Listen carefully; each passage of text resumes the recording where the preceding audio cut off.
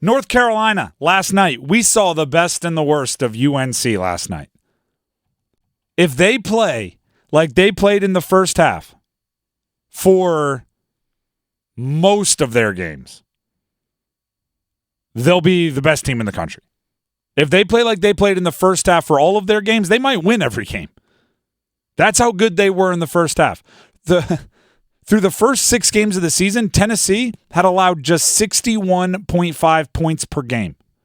They were 25th in the country in scoring defense, and some of the advanced analytics, the Ken Palm stuff, had them as the number 1 defense in the country.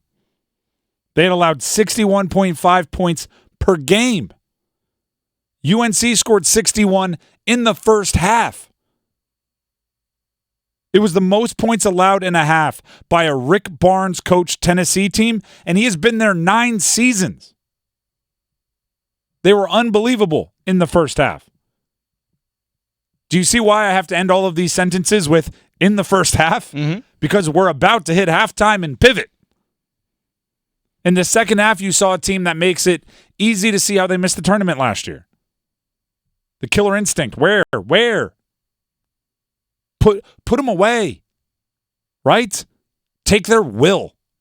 Do all the things coaches say. Step on the throat. Put them out of their misery. When you play as well as UNC played in the first half, it's 4 hard minutes at a halftime, and the other team will wilt. Right? If you play as well as you played in the first half, you come out and make them think it's going to be another half of that, they'll go, don't want to sign up for this. They didn't end the game. And there's no excuse for it, right? They're not a particularly young team. They have vets. They have both veteran homegrown and veteran transfers. They're not a particularly young team. They should know how to close out a contest. Like last year, right? They missed the tournament. Does anyone think and we'll even just use the top 32 or whatever, because that's the at-large things. Do you really think North Carolina is not one of the top 32 teams in the country last year? Of course that we're actually top 32 most talented, right? I was saying in terms of talent? You are what your record says you are. Yeah, I'm saying in terms of talent. But yeah. As far as ability, they are definitely one of the top 32 teams last season. Oh, 100%. They just didn't close out games that they should have closed out. They didn't win games that they should have won. Now, obviously, they won last night, so it's not that bad. But you could argue the only reason they were able to survive their second half is because they were otherworldly in the first half. And it's a tall task to say, all right, your first half has to be that every time if you're going to limp down the stretch. Connect, the Tennessee guy, was going nuts. He was rolling it. He was rolling ankles and scoring buckets. That's what he did. He's a transfer from Northern Colorado. Put up 37 points yesterday. Which is ties the all-time visitor high score in the Dean Dome. Yeah. And he rolled his ankle at some point. Yeah, so he didn't even play for much of the latter part of the game. Last 4 minutes or so, 3 minutes. I had this thought multiple times, and I meant to look it up, but you bringing up the Northern Colorado element of it, he had to be like a Scottie Pippen who went to a small school and then grew like 7 inches and like a Gordon Hayward, right? Like I was a tennis recruit till I got to Butler. Now I'm 6'10". What happened here? Like that has to be what happened there, because there's no way he popped. He was obvious. He was one of the best athletes on the floor with the University of North Carolina Tar Heels. Northern Colorado had to be like, what happened here? And then he went, I don't get it either. I'm going to Tennessee, which he did, and he's been playing very, very well. Mm-hmm.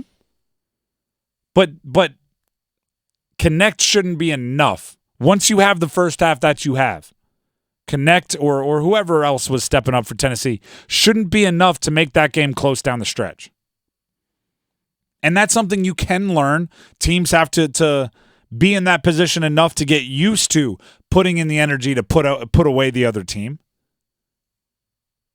But I if I'm Hubert Davis, I'm asking for more.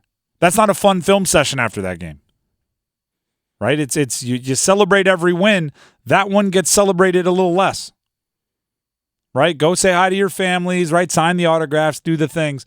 Tomorrow morning, or whenever they watch film, buckle up. We're not even going to watch the first half. That's what I would do. You know you played well in the first. You know there was a lot of good there. We're watching the second half, and maybe if you take the coaching well, if you take this screaming well, as a treat at the end, we'll watch some of the first half and say, all right, let's go watch the good part as a little dessert. Yeah, they're outscored in the second half 53-39. And they're up 61-39 at half. And it's like comparative. We know what you can do because we just watched you do it. What'd you do? Go in at halftime and like stiffen up? You just sat down and your hips and knees stopped working? Like what happened at half? We know you can dominate the way you dominated. Jekyll and Hyde is not a way you want to describe your basketball team.